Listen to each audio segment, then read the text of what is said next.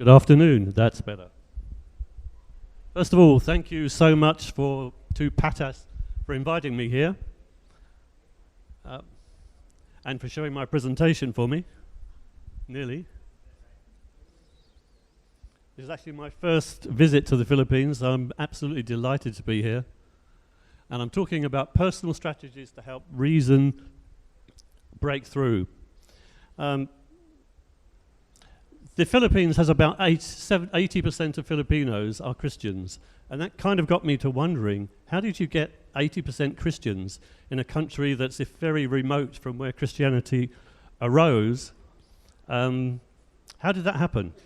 Well, it happened because of this gentleman, Ferdinand Magellan, who landed on these shores in 1521, and in the ensuing years, he was a Portuguese explorer.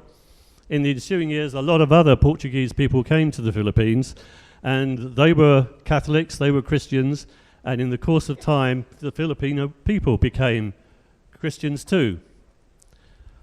But you have a neighbour. You have a neighbour to your south called Indonesia, which some people have spoken about already today. Indonesia is 87% Muslim. In fact, Indonesia has 202 million Muslims, making it the biggest Muslim population in the whole world. But how did they get to be Muslim? Well, they got to be Muslim because in the 9th century, Arab traders went to Indonesia, and over the course of about 400 years, they effectively got integrated into the ruling families in Indonesia, and they converted some of those leaders to Islam. And you know what leaders do when they're converted to a religion? They convert everyone else. They do that in various ways, including wars happened in Indonesia. So is it odd that we have two countries, effectively neighbours, that passionately believe in two very different religions? Well, actually, it's not odd at all, because that's the way these things work. People love their gods. People love their religions. But people love the religion they're told to love. And people are not given their religion by gods. They're given their religion by men.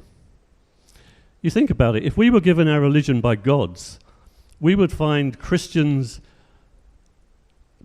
popping up all over the world in all sorts of places with no human intervention, just the Lord doing his work. But that doesn't happen. It's people bring religion to people.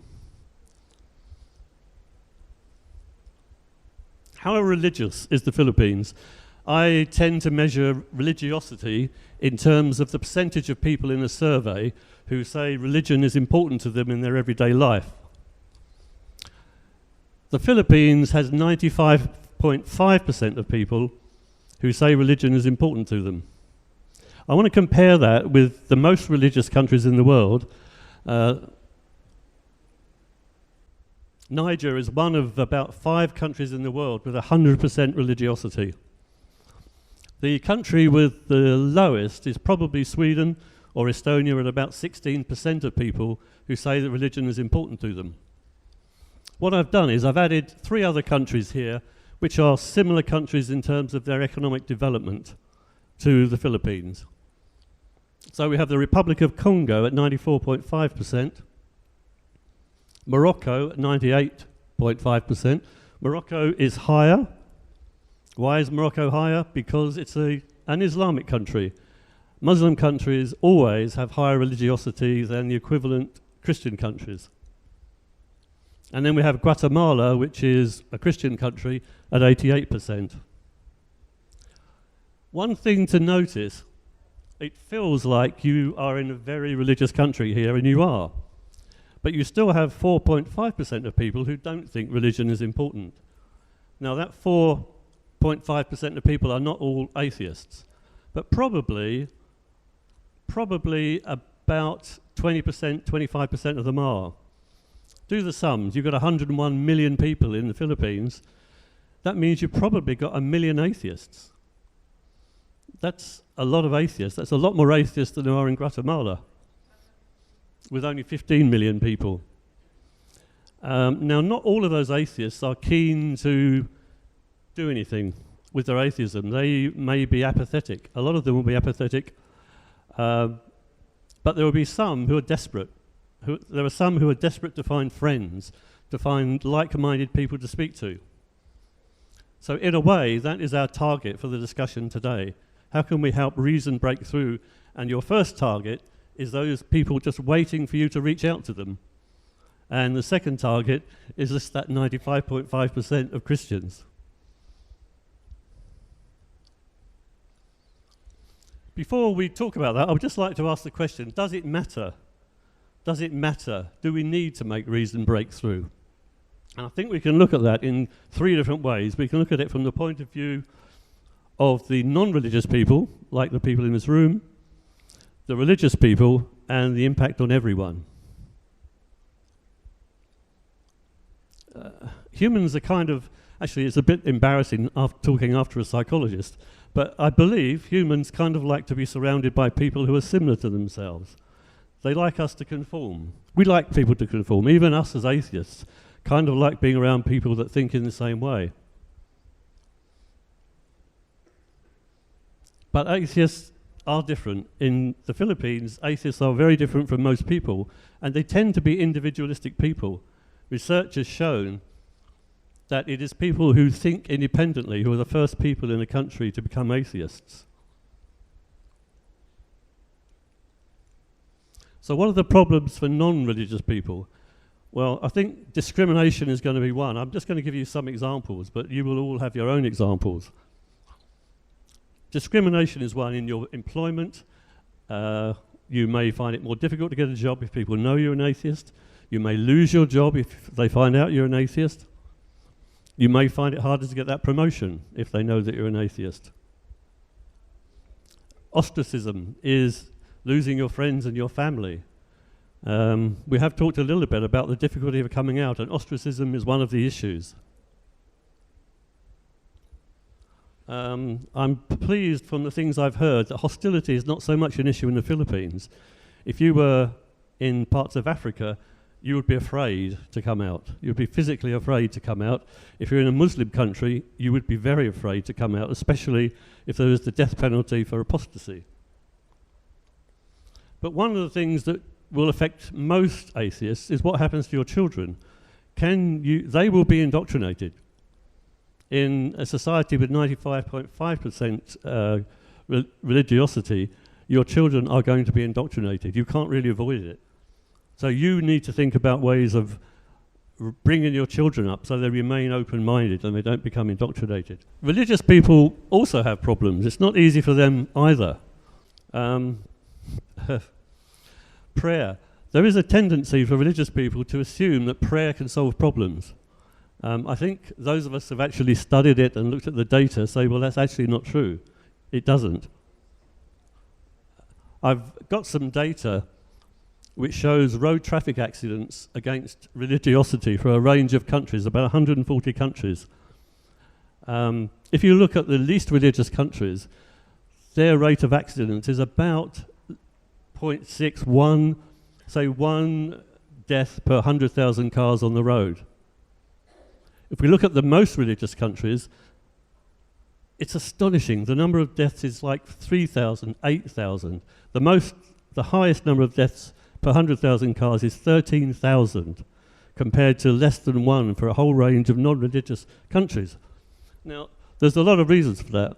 And poor countries, poorly maintained roads, poorly maintained cars, all these things help. But one of the things that people tell me anecdotally is in very religious countries, people pray before they travel. Does that happen in Philippines? Yeah. And gosh, I wish I had your rate of accidents, but it's quite high in the Philippines. People pray, and once they've prayed, they think they're safe. So they will take that overtaking maneuver on a dangerous position and they'll get killed. So in some ways, prayer is actually dangerous. We have cases in other parts of the world, I'm not sure if it happens in the Philippines, where people who can afford medical treatment forego it because they think prayer is superior to medicine, and they die as a result of their children die. So prayer is actually dangerous. Religion brings guilt. because of some of our ancestors, I think they were called Adam and Eve, some 6,000 years ago, we all are born with guilt, with sin. And I think Roman Catholicism in particular majors on making people behave by making them feel guilty. And of course, fear. Actually, I'm assuming that everyone in the hall is agnostic or atheist, but I may be wrong about that. But if you are atheist or agnostic, could you just show me if you still have a lingering fear of hell? Okay, no one's admitting to it, but in the people I talk to a lot of people who were Christian and become atheists, and the thing that takes the longest to get rid of is their fear of hell, especially with Catholics. So let's look at everyone. There are significant problems in a society that's very religious for everyone. And one we've already spoken about, the restrictions that come from basing some of your laws on Iron Age text, like divorce, contraception, abortion, LGBT rights. I don't need to talk about any of these things because they've already been discussed by various people, including Jason, who talked about divorce for us. But one of the things we haven't talked about is resources. You've got 1.1 million people. You've got 95% of them who are who are religious, and many of those people will go to church frequently, and they will give money. They'll give money to maintain churches like that, to maintain the clergy, to maintain all the people that look after the clergy. There is no doubt about it. I can't give you actual figures, but there's no doubt about it. Religion is a big industry in the Philippines. I've got some data in some African countries, and in some African countries, religion is in the top 5 industries. Now that is astonishing. That means that we're putting huge amounts of money into perpetrating magic and superstition in our society that does us no good whatsoever. It's a massive waste. What could we do if we could put that money into education or health services or your roads? So I've come up with a 4-stage plan to help you allow reason to break through. And the stages are to go from invisibility to visibility. The second stage, to go from visibility to role model. The third, from role model to engagement. And the fourth, from engagement to activist. You can move anywhere along these stages that you like, that you're comfortable with, but each time you move a little further, you'll have a bigger impact on your society and the people around you. So from invisibility to visibility, invisibility to visibility, if you're invisible, you're like God. You can't do anything. So no one knows about you and you affect no one.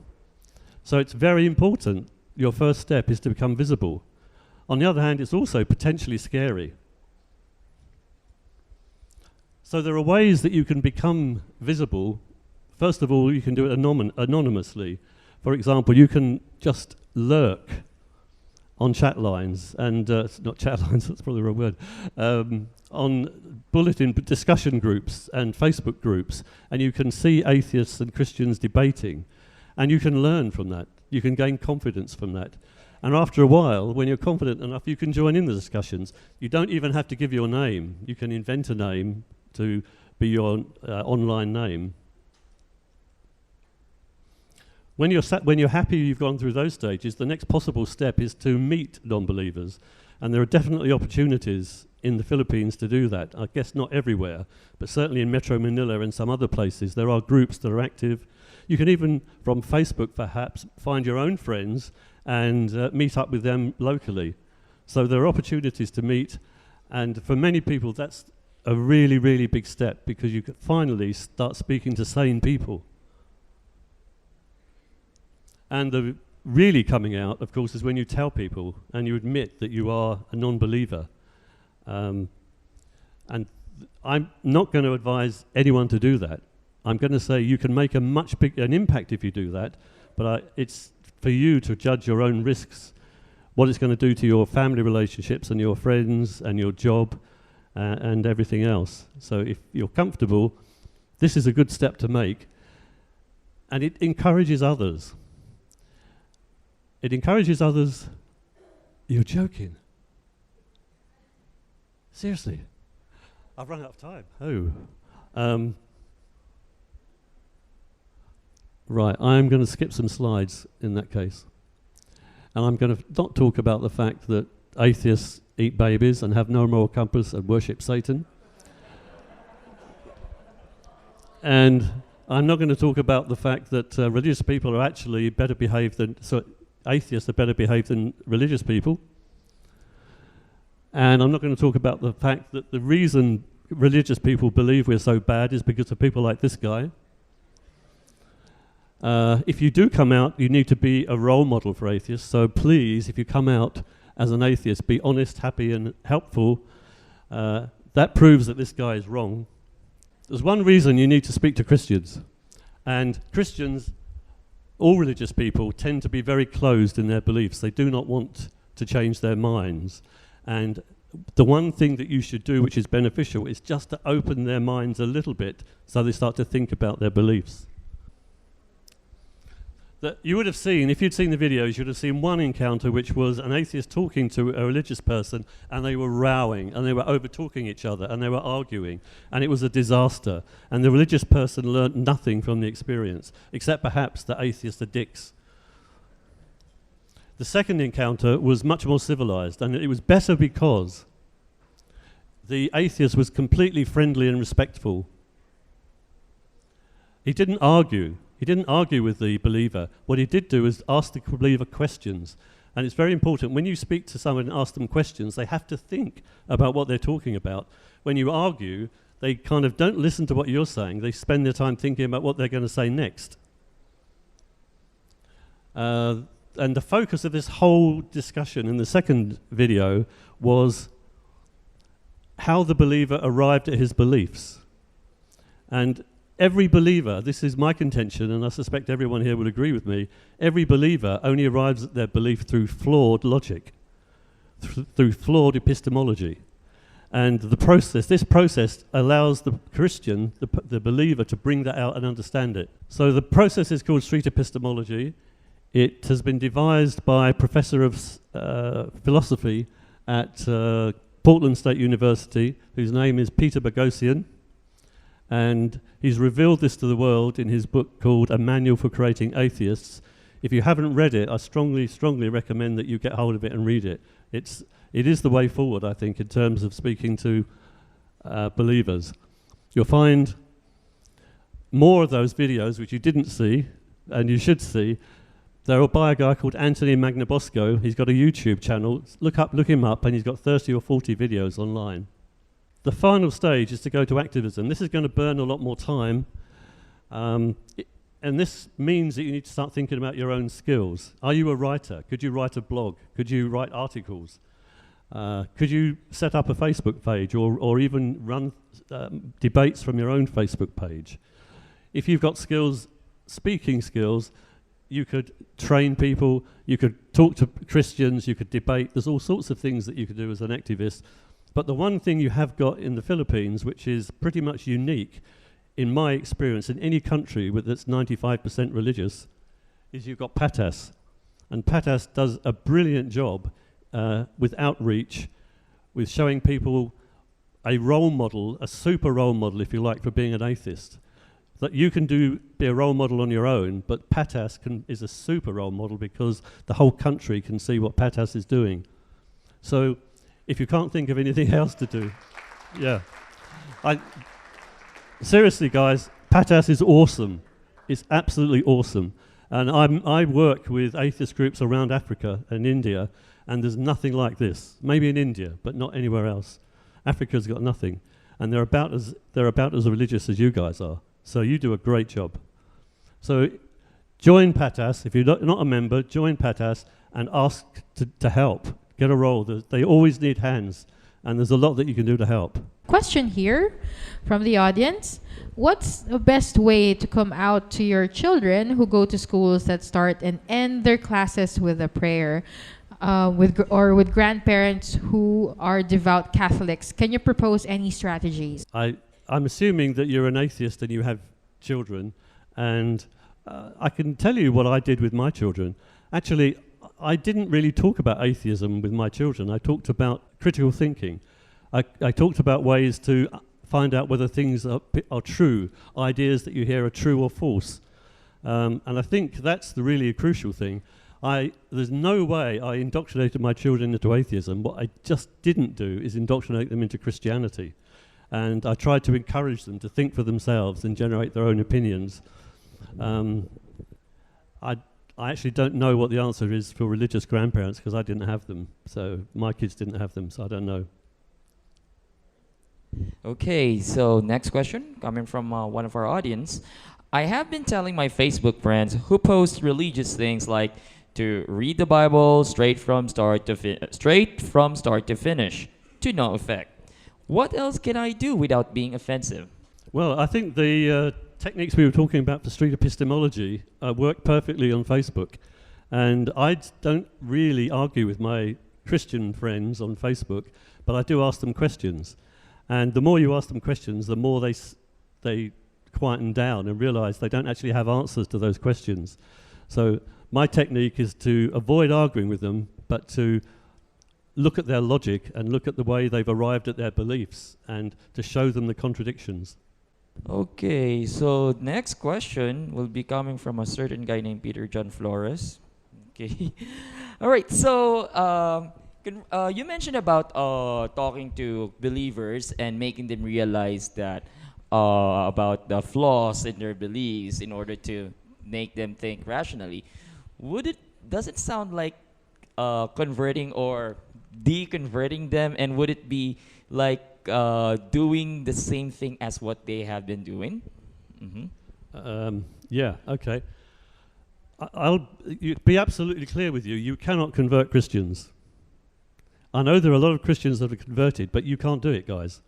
People convert themselves, and they convert themselves in their own time. Some people take a decade to deconvert. Some people take a few days. I personally deconverted when I was 13 in about a month. So I don't think there's much you can do except to get them to start thinking themselves. And that's all I'm asking people to do. I don't tell people to be an atheist. I ask them why you're a Christian and ask them to think about the logic of how they got there.